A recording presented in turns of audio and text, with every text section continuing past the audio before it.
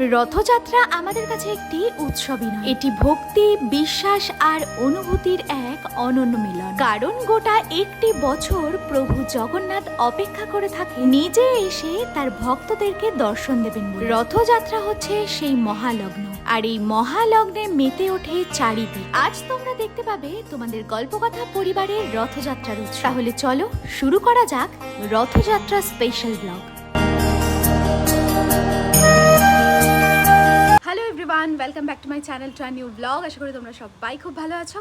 আজকে হচ্ছে রথযাত্রার ঠিক আগের দিন, আর আগের দিন কতটা চাপ হতে পারে একটা পুজো বাড়িতে, মানে সেটা তো বলে বোঝানোর মতো না। ওই যে পেছনে দেখছো বাসন থালা সব রেডি করেছি, বার করেছি, এগুলো সব ধোবো। আজকে ধুয়ে রেখে দিলে কি কালকে সকাল সকাল যখন রান্নার সময় হবে, মানে ভোগ প্রস্তুতির যখন সময় হবে, তখন ওগুলো খুব সুবিধা হবে। তাই এগুলো সব এখন বার করলাম, স্নান টান করে নিয়েছি, ঠাকুরঘর পরিষ্কার হয়ে গেছে। এগুলো এখন ধুয়ে তারপর রথ নামাবো। এই হচ্ছে সব বার করেছি, এখন এগুলো চটপট করে ধুয়ে ফেলি। আর সকালবেলা যেহেতু এবারে রান্নাটা এই ঘরে হবে, তাই সকালবেলা এই ঘরটা পুরো ঝেড়ে পুছে একদম পুরো পরিষ্কার করে ফেলেছি। এই মাম্মামের ওয়ার্ড্রপটাও ওইখানে রেখে দিয়েছি, এখানটা সব পরিষ্কার হয়ে গেছে। এখানে ওই বাসন থালাগুলো ধুয়ে এখন এগুলো সব এখানে উপর করে রেখে দেবো।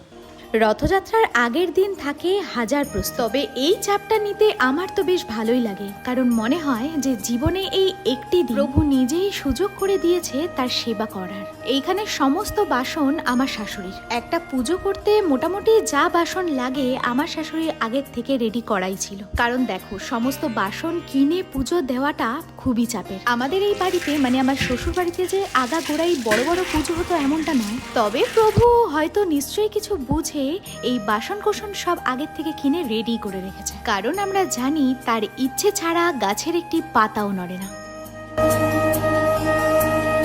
বাসন থালা তো ধোয়া হয়ে গেছে, এবার নামাবো হচ্ছে রথটা চট করে নামিয়ে নিই। রথটা আমি নামাবো না, জয়কে আসতে বলেছি, নাহলে আমার দ্বারা সম্ভব না।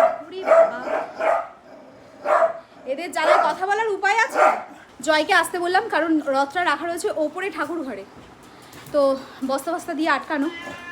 ওইখান থেকে জয় নামিয়ে নিয়ে আসবে, তারপর ওটাকে ধোবো। রথ সেই 2025-এ ওপরে উঠেছিল, এখন 2026-এর নিচে নামছে। এই রথ বের করাটা একটা এক্সাইটমেন্টই আলাদা থাকে। আজকে ওয়েদারটা কি ভালো না, এরকম ওয়েদারটা কালকে থাকলেও শান্তি। ভগবানকে তো তাই ডাকছি। দেখো আজকের আকাশটা কি সুন্দর নীল, পুরো একদম চকচক করছে, একটুও কালো কালো ভাব কিচ্ছু নেই, এরা পুরো পরিষ্কার। এই যে রথ চলে এসেছে। জয়দের বাড়ি আবার কালকে কাঠাম পুজো আছে, কতক্ষণ লাগবে? কি কেউ সেলিব্রিটি আসবে নাকি কাঠাম পুজো করতে? এই নুন, এখন পরিষ্কার করে সার্ফটা দিয়ে ধুইয়ে একদম ঝনঝনা করে রাখি, কালকে সাজানো হবে। সার্ফ দিয়ে ভালো করে পরিষ্কার করে এত সুন্দর করে ওরা কালার করে দিয়েছিল যে ধুলে পরেই না মনে হয় পুরো নতুন চকচক করে একদম। শুধু একটাই সমস্যা, সেটা হচ্ছে এই পায়াগুলো এখনও পর্যন্ত ঠিকঠাক ওই লোহার যে ইয়েগুলো পাওয়া যায় ওগুলো দিয়ে কাভার করা থাকলে সুবিধা হয়, নাহলে না ভয় লাগে কখন ঠাকুর নড়ে ওঠে। আর জগন্নাথ তো বাইরে বেরিয়ে নাচতে থাকে পুরো। হ্যাঁ গত বছর পড়ে গেছি। হ্যাঁ না পড়ে যায়নি জয়, হ্যাঁ উল্টে ফুলের ওপরে শুয়ে পড়েছে, মানে বেরিয়ে তার এত আনন্দ হয়েছে সে। আমাদের প্রত্যেক বছর রথ পরিষ্কার করা হয় আগের দিন, তবে পুরীতে নতুন রথ শুরু কিন্তু অনেক আগের থেকেই শুরু হয়ে যায়, কারণ এই দিন জগতের নাথ তার বড় দাদা বলরাম আর বোন সুভদ্রার সাথে রথে চড়ে মন্দির থেকে মাসির বাড়ির উদ্দেশ্যে যাত্রা করে। তো এখন হচ্ছে সন্ধে বাজে প্রায় 6:30 কাছাকাছি। এবার একটু চা বসিয়ে দিয়েছি, মানে তোমাদের সাথে লাস্ট কথা হচ্ছে সেই দুপুরে, তারপর তো আমি আর সময় পাইনি যে ব্লগটা কন্টিনিউ করব। যাই হোক, ব্লগটা অনেকটা বড় হতে চলেছে, কারণ এটা প্লাস রথযাত্রা দুটো মিলিয়ে একটা ব্লগ দেব, বেশ বড়ই হবে। আর এখন যাব হচ্ছে বাজার, কারণ অনেক কিছু বাকি রয়ে গেছে যেগুলো কেনাকাটি করতে হবে। কিছু বাজার তো কালকেই চলে এসেছে, আমার দাদা আছে এক, তো সেই দাদা না থাকলে তো আমার চাপ আরও বেশি বেড়ে যেত। তো এদিকে রেডি হয়ে গেছি, আর এখন যাই একটু বাজারটা করে নিয়ে আসি। বাজার বলতে কিছু বাজার তো হয়েই রয়েছে, আর কিছু বাজার মানে যেগুলো বাকি রয়েছে তো সেগুলো চট করে নিয়ে আসি। এখন আবার বৃষ্টি চলে এসেছে, জানি না কত কী হবে, তো যাই। বেশি কিছু না, অল্প কিছুই, ফুল ফল, আর হচ্ছে তোমার এই শোলার বাটি, যেটাই করে আর কি প্রসাদ দেওয়া হবে, শোলার বাটি, এই সব টুকিটাকি জিনিস আর কি। আর ড্রেস এবারে এখান থেকে আমাকে কিনতে হবে না, কারণ আগের ব্লগ দেখে থাকলে তোমরা অবশ্যই জানবে যে এবছরে যোগুর ড্রেস এসছে পুরীর থেকে, সোজা পুরীর থেকে ড্রেস এসছে, যোগু ড্রেস পরবে পুরী ড্রেস। তো ড্রেসটা নিয়ে আমাকে আর চিন্তা করতে হয়নি, কারণ তার মাসিমণি পাঠিয়েছে তার ড্রেস। আজ ভোরের আকাশে এক আলাদাই আনন্দের আবহাওয়া, মনে হচ্ছে আজ যেন প্রকৃতিও অপেক্ষায়, প্রকৃতিও যেন প্রত্যেকটি কোণ থেকে অপেক্ষা করে আছে মহাপ্রভুর রথের সূচনার জন্য। আজকে হচ্ছে নেক্সট মর্নিং।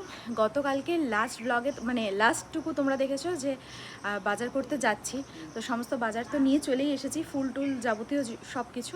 আর আজকে হচ্ছে রথযাত্রা, মানে আজকে একটা স্পেশাল ডে বলে কথা। এখন বাজে প্রায় ওই 6:30 পৌনে 7টার কাছাকাছি।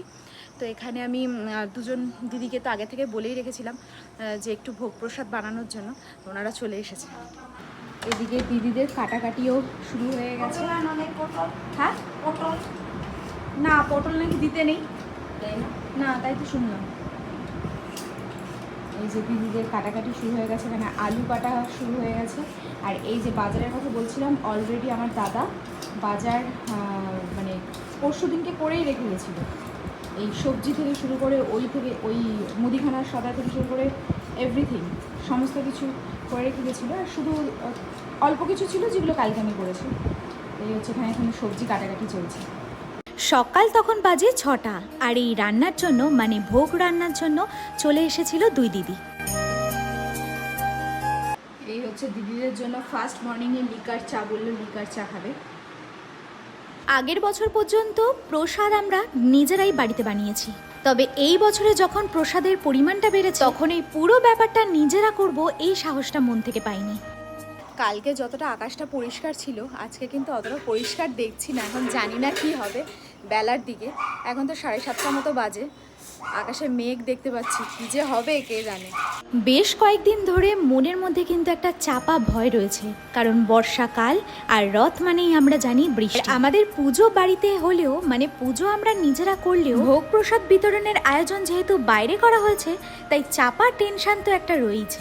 এদিকে বাজে প্রায় 11টা, ভোগ প্রস্তুতি তখন তুঙ্গে। তো এদিকে একবার তো স্নান সকালে হয়েই গিয়েছিল, আবার আর একবার স্নান করলাম। এখন স্নান করলাম এই কারণে, কারণ একটু ওই রান্না দিদিদেরকে যা যা লাগে যাবতীয় ইস্যু দিতে হচ্ছিল, একটু ছোঁয়া ফোয়া হয়ে যাচ্ছিলো, একটু ছোঁয়াছুঁয়ির ব্যাপার আছে আবার। তো এখন স্নান করে নিলাম, কারণ এখন যোগুকে একটু সাজুগুজু করাবো, সাজুগুজু করিয়ে রেডি করিয়ে বসাবো। পুজোয় বসার আগে থাকে নানা রকমের কাজ। প্রথমেই যেটা সাজিয়ে নেওয়ার দরকার হয় তা হচ্ছে পুষ্পপত্র।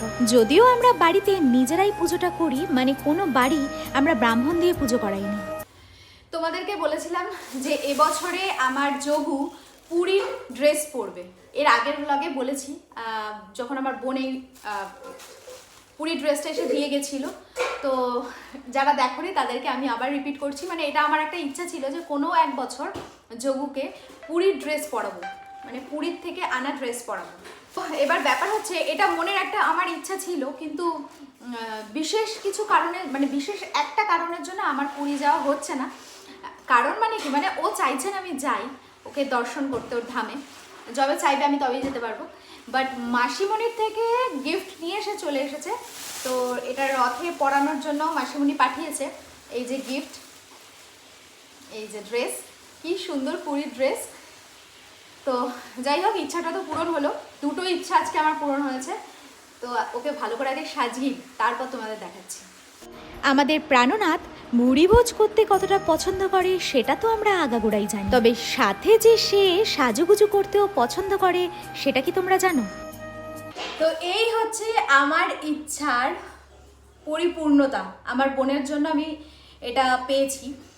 মানে যোগু এটা করিয়ে নিয়েছে মাসিমণিকে দিয়ে। আমি খুব করে চেয়েছিলাম যে কোনো এক বছর আমি পুরীর থেকে আনা পোশাক জগন্নাথকে পরাবো।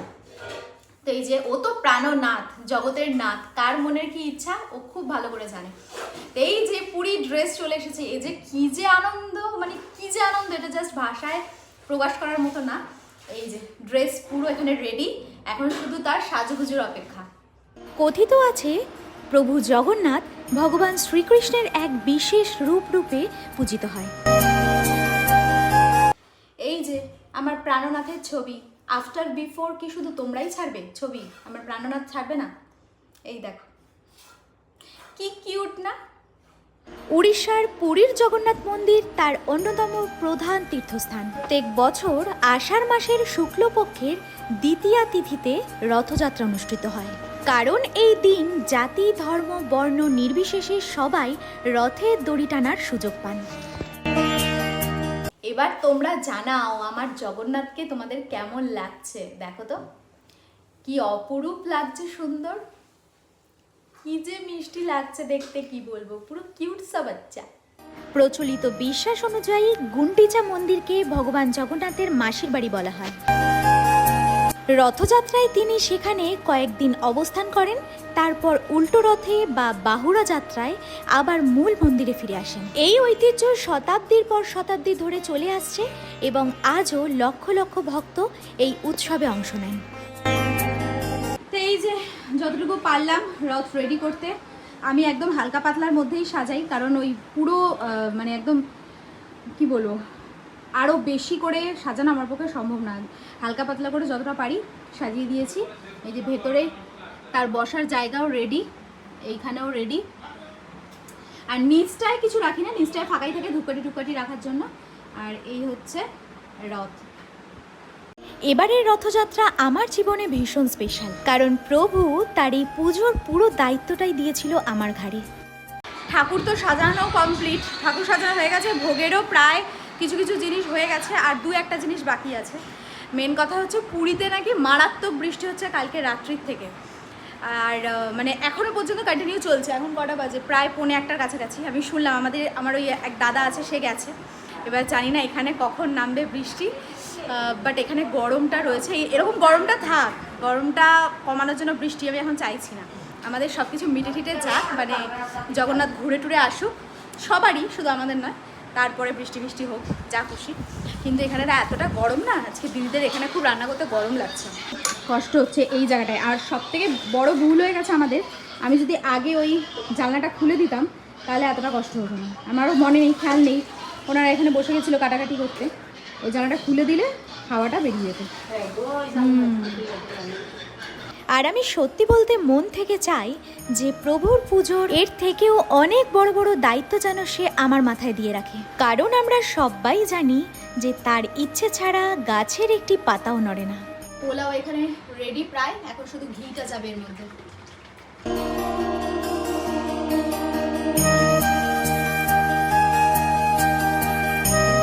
যে আমাদের আজকে জগন্নাথের ভোগ রান্না করছে এই যে পায়রাডাঙ্গার দুই দিদি।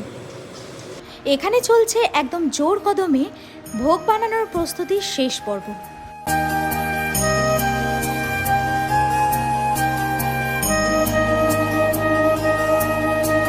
এদিকে হচ্ছে এখন লাস্ট পর্ব চলছে, মালপোয়া চলছে, আর বাকি আছে হচ্ছে লুচি, তাই তো দিদি? লুচিটা আর এই মালপোয়া তো প্রায় হয়েই এসেছে, লুচিটা হলেই প্রায় হয়ে যায়। ওইখানে সব ভোগগুলো সব সাজিয়ে রাখা রয়েছে। এবার মেন ব্যাপার যেটা, বাসনপত্র তো প্রচুর আছে, বাট যেটা অভাব এইবারে আমি বুঝলাম এত কিছুর মাঝেও, সেটা হচ্ছে জগন্নাথ বলো আর গোপালই বলো, একটা খাবারের টোটাল একটা সেট লাগবে, সেটা কিনতে হবে। আজকের মতন ওই থালাটাতেই সব কিছু গুছিয়ে দেবো বলে রেডি করেছি। আজকে আমাদের বাড়িতে গেস্ট দেখো, বেলা কটা বাজে? 2টোর সময় গেস্ট এসছে। মানে গেস্ট কখন আসবে আর কখন কাজ করবে? হ্যাঁ, 2টোর সময় এসছে, জগন্নাথ বসে থাকবে ওর জন্য।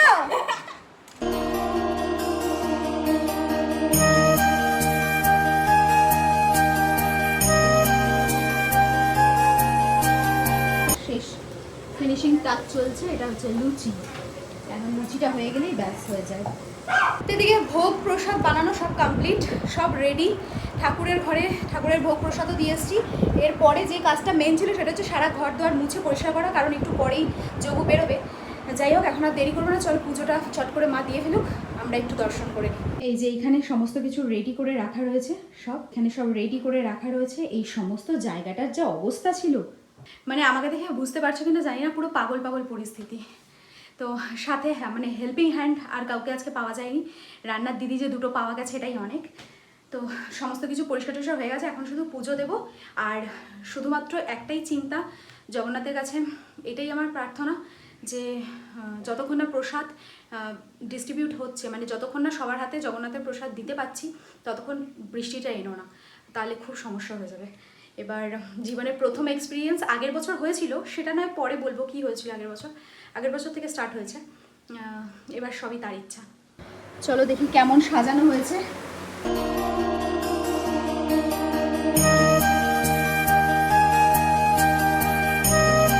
এই যে জগুর ঠাম্মু সেজেগুজে একদম রেডি। এখানে সমস্ত কিছু মা রেডি করে ফেলেছে, আর ওখানে জগুও রেডি। শুধু আমাদের একটা কেলেঙ্কারি হয়ে গেছে এখন, জানো, হচ্ছে প্রত্যেক দিন আমাদের গঙ্গা জল থাকে, আজকে আমাদের এক ছিটে ফোটা গঙ্গা জল নেই, মানে কিঞ্চিতও নেই। এবার অমল আছে আমাদের দোকানে, ওই ছেলেটা, ও ওদের বাড়ি থেকে গঙ্গা জল নিয়ে আসছে, তারপরে আমাদের পুজো শুরু হবে। বলো কি শুরু করেছে ও, যে কি শুরু করেছে কে জানে। কোথা থেকেও অ্যারেঞ্জ করতে পারলাম না গঙ্গা জল, এখন দেখি কতক্ষণে নিয়ে আসে। ভোগের জন্য করা হয়েছিল পরমান্ন, 5 রকমের মিষ্টি, দই, লুচি, ফল প্রসাদ, খিচুড়ি, পোলাও, আলুর দম, লাবড়া। গঙ্গা জলের জন্য এতক্ষণ বসে আছি। খাওয়া হয়ে গেছে অমল? আমাদের গঙ্গা জল এসে হাজির হয়েছে, এইবার পুজো শুরু হবে। সব চলে আসো।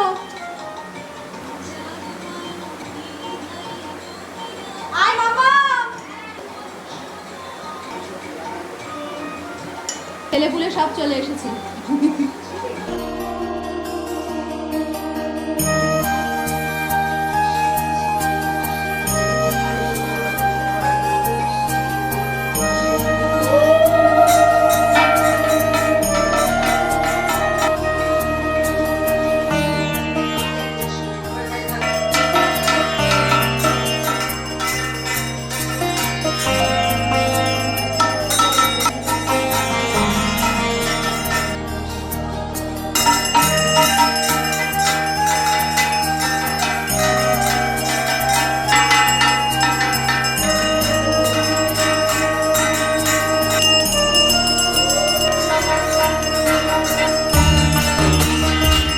সুভদ্রা বলরাম চলে গেছে রথে, এখন শুধু জগুকে নিয়ে আমি যাব। সব দিদিদের সাথে ভাইরা ভাই এখন যাবে ঘুরঘুর করতে। চলো বাইরে চলো।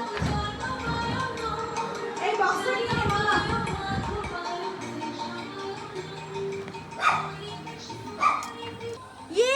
জয় জগন্নাথ। এই দেখো আমাদের প্রাণনাথকে কেমন লাগছে, আমাদের সবার প্রাণনাথ। চলো বস্তা নিয়ে আসো না, দেবা কিসে করে? জাস্ট দেখো, আমি শুধু সেটাই ভাবছিলাম যে এইরকম যেন ওয়েদারটা হয়। তো এই হচ্ছে আমাদের আজকে অ্যারেঞ্জমেন্ট, পোলাও আলুর দম।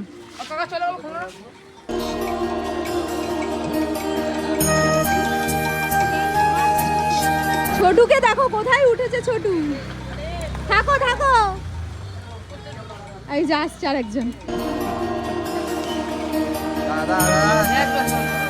এই সাইডটা নিয়ে আয়। ওয়েদারটা এত ভালো হয়ে গেছে, মানে কি বলবো, এত আনন্দ লাগছে। ভাবছিলাম বৃষ্টি আসবে, বাট বৃষ্টি হওয়ার কোনো চান্সেস নেই। জগন্নাথের দাদা বৌদি চলে এসেছে, দাঁড়িয়ে আছে, আর এক ধাপে দেরি করছে। আমাদের ভীম কিন্তু খুব কাজে হয়েছে।